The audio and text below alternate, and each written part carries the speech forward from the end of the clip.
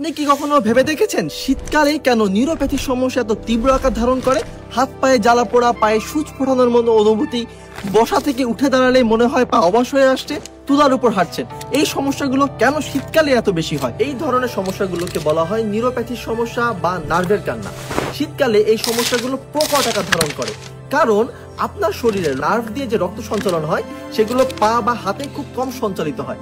এই কারণে হাতের গিরা, পায়ের গোড়ালিতে তীব্র ব্যথা অনুভূত হয়।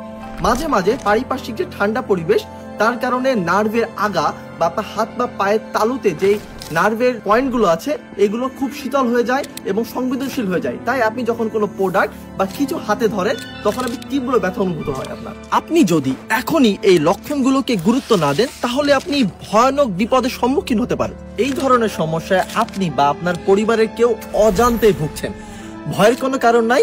আমরা হেলদি ওয়ে নিয়ে এসেছি Neuroclean food supplement, 100% organic, lab tested ও সার্টিফাইড একটি প্রোডাক্ট, যা আমরা ব্যবহার করেছি 40,000 মানুষের উপর এবং ফলাফল পেয়েছি অতুলনীয়।